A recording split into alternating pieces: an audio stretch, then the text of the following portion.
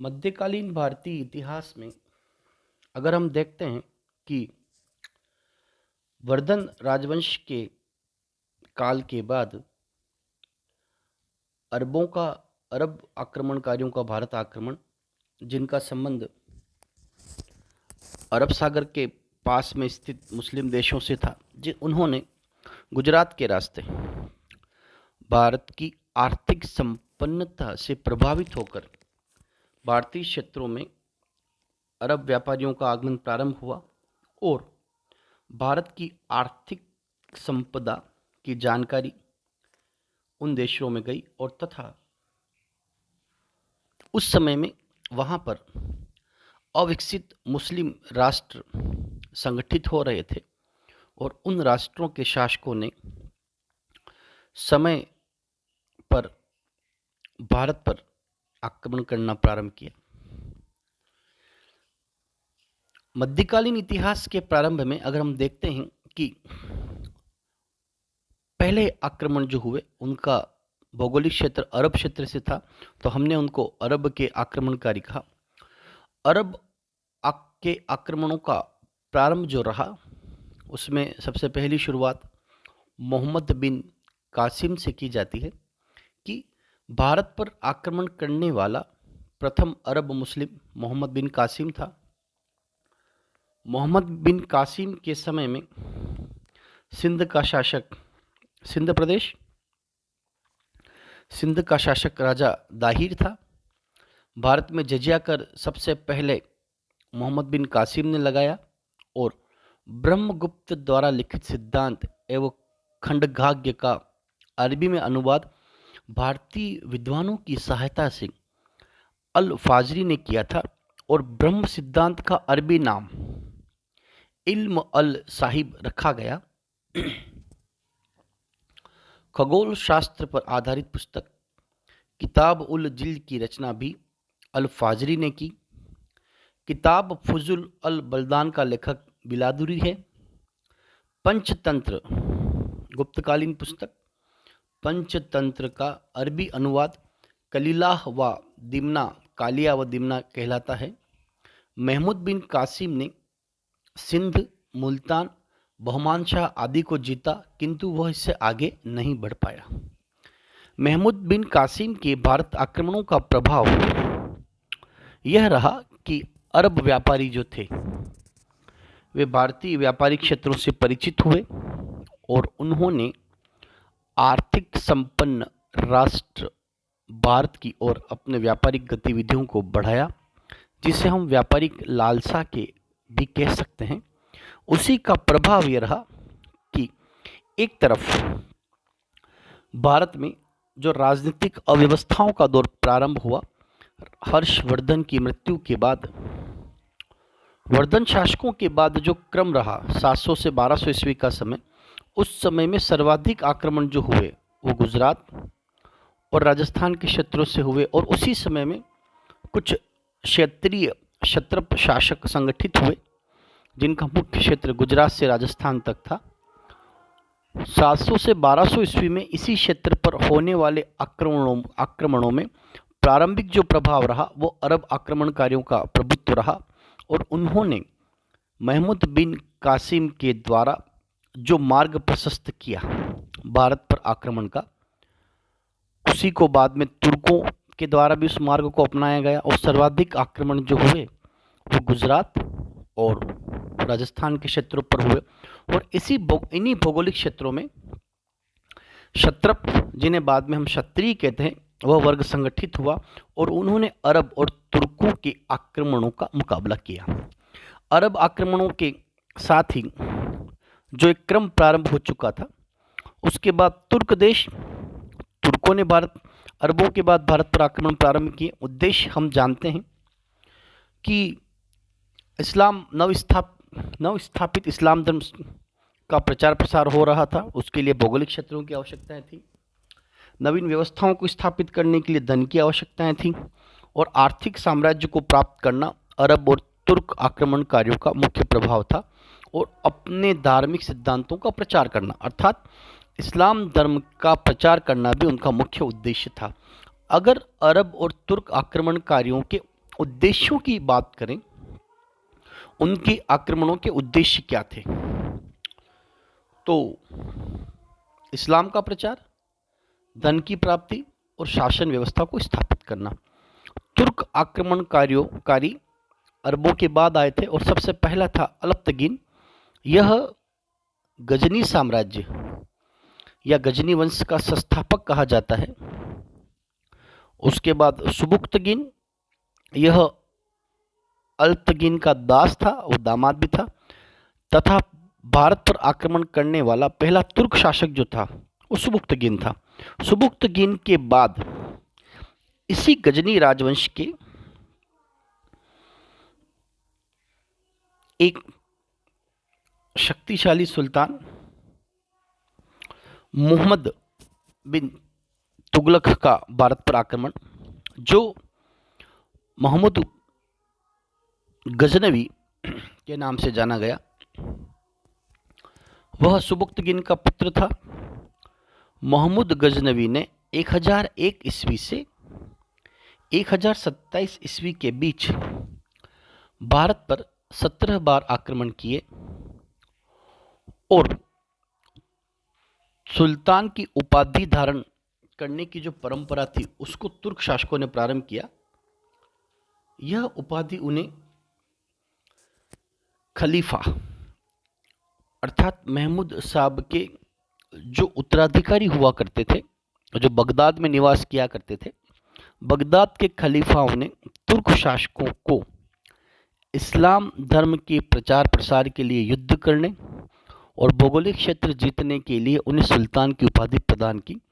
और तुर्क शासकों को खलीफा शासकों के द्वारा जो सम्मान दिया गया था वो था सुल्तान की उपाधि, और वह पहली बार गजनी के महमूद गजनवी को प्रदान की गई थी, जो सुबुक्तगिन का पुत्र था। भारत पर प्रारंभिक आक्रमणों में अगर हम देखते हैं कि 17 बार जो भारत पर आक्रमण हुए, उन आक्रमणों का क्रम जो था वो था पंजाब का सीमावर्ती क्षेत्र,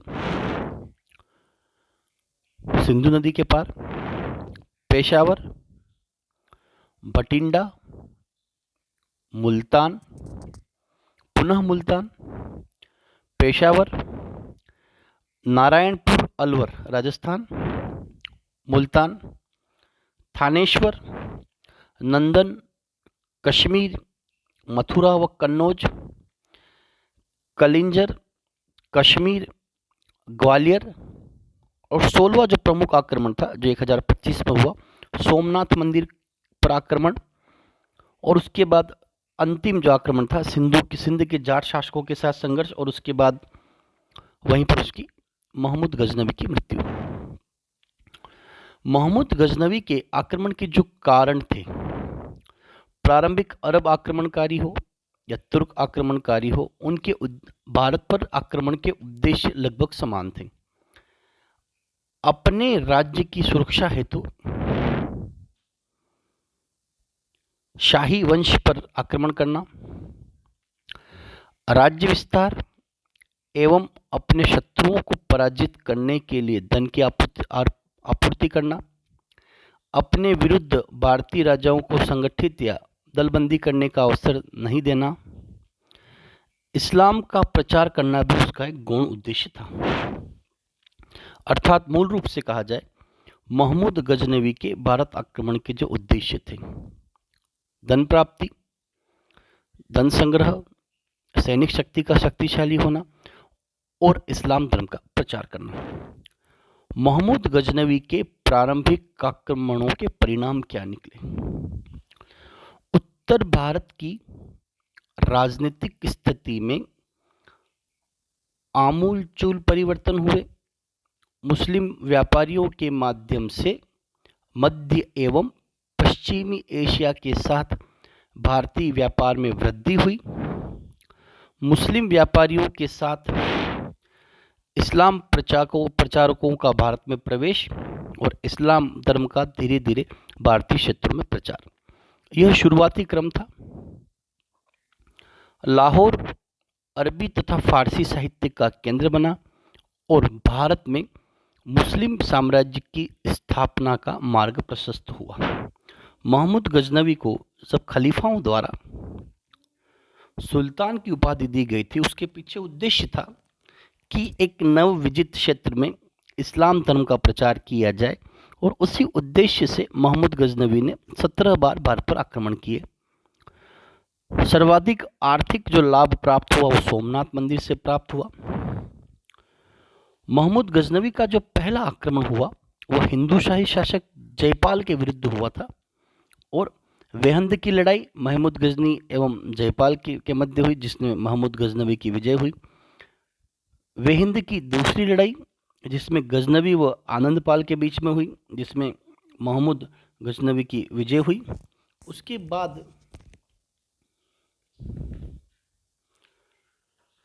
मोहम्मद गजनवी ने 1015 में कश्मीर पर भी आक्रमण का किया, परंतु वह असफल रहा।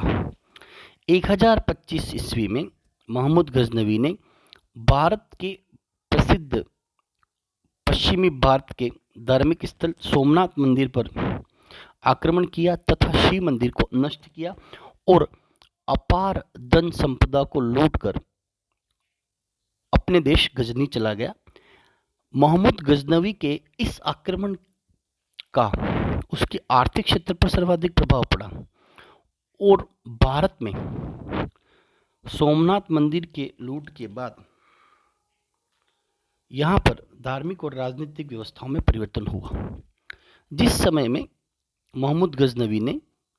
सोमनाथ पर आक्रमण किया था, उस समय में वहाँ का शासक भीमदेव या भीम प्रथम था, जो चालुक्य वंशी सोलंकी वंश के शासक थे, और उन्होंने मोहम्मद गजनवी के सोमनाथ आक्रमण का विरोध भी किया। मोहम्मद गजनवी के भारत पर आक्रमण का उद्देश्य केवल लूटपाट एवं धन प्राप्ति नहीं था, वह भारत में स्थायी साम्राज्य स्थापित करने अथवा अपना साम्राज्य विस्तार के लिए भारत नहीं आया था। गजनवी विजित क्षेत्रों में स्थायी रूप से नहीं रहना चाहता था, वह बार बार गजनी लौट जाता था। गजनवी ने तो केवल विजित क्षेत्रों में को अपने राज्य में मिलाया और नहीं विजित क्षेत्रों में कुछ स्थायी बंदोबस्त किया। गजनवी केवल भारत में लूटपाट के माध्यम से भारत आता था, और उसका उद्देश्य था कि मध्य एशियाई देशों में विशाल साम्राज्य को स्थापित किया जाए भारत से धन को प्राप्त करने के बाद। मोहम्मद गजनवी ने मथुरा के कई मंदिरों को तोड़ा। ये भारत का बेतलेहम कहा जाता था, उन मंदिरों को उसने तोड़ा। गजनवी को भारतीय इतिहास में बूत शिकन अर्थात मूर्ति भंजक के नाम से भी जाना जाता है। अल बरूनी जो उसके समकालीन लेखक थे, अल बरूनी ने फारसी भाषा के लेखक थे, जिन्होंने मोहम्मद गजनवी के साथ भारत आए और अपनी प्रसिद्ध पुस्तक किताब उल हिंद अर्थात जिसे तहकीक हिंद भी कहा जाता है, अल बरूनी की यह रचना जो है यह सल्तनत काल या मध्यकालीन इतिहास के बारे में जानकारी का प्रमुख स्रोत है, क्योंकि अल बरूनी की आंखों देखा वर्णन मोहम्मद गजनवी के साथ भारत आने के बाद भारतीय क्षेत्रों के बारे में जो वर्णन उन्होंने अपनी पुस्तक में किया किताब उल हिंद तहकीक हिंद, वह सल्तनत कालीन भारत के साथ अरब व्यापारी और तुर्क आक्रमणकारियों के बारे में, और मध्यकाल के साथ मध्यकालीन हिंदू शासक भारतीय इतिहास की जानकारी प्रदान करने में अल बरूनी की पुस्तक तहकीक हिंद महत्वपूर्ण स्थान रखती है। फिरदौसी ये फारसी कवि थे, इन्होंने शाहनामा महाकाव्य की रचना की। किताब उल हिंद के बारे में कहा जाता है कि यह फारसी भाषा में लिखा गया, जिसमें मुख्य रूप से 80 अध्याय लिखे गए, और अल बरूनी ने इस पुस्तक को लिखा, जिसका बाद में अंग्रेजी अनुवाद जो किया गया वो एडवर्ड सी सचाऊ ने किया, और उन्होंने उस पुस्तक को नाम दिया Al Biruni India an account of religion नाम से उन्होंने एक पुस्तक लिखी। बाद में इसका हिंदी अनुवाद जो किया गया वो रजनीकांत शर्मा ने किया, और उसका नाम था भारतीय समाज और संस्कृति। किताब उल हिंद में भारतीय जलवायु, प्राकृतिक स्थिति, मुद्रा प्रणाली, माप तोल, भारतीय समाज, रीति रिवाज, त्योहार, उत्सव, खान पान, वेशभूषा, वर्ण व्यवस्था, वेद, वेदांत, दर्शन, पुराण, शास्त्र, धर्म आदि के बारे में विस्तृत रूप से वर्णन किया गया है, जो हमें भारतीय राजनीतिक स्थिति में देखने को नहीं मिलता है। गजनवी के आक्रमण या प्रारंभिक गजनी शासकों के आक्रमण के बाद भारत पर जो तुर्क आक्रमण हुए, अरब आक्रमण हुए, उनके बारे में विधिवत जानकारी जो प्राप्त होती है उसका वह हमें पहली बार सल्तनत काल में अल बरूनी की पुस्तक से प्राप्त होती है, जिसमें उन्होंने भारत की हर स्थिति का वर्णन अपनी पुस्तकों में किया गया है।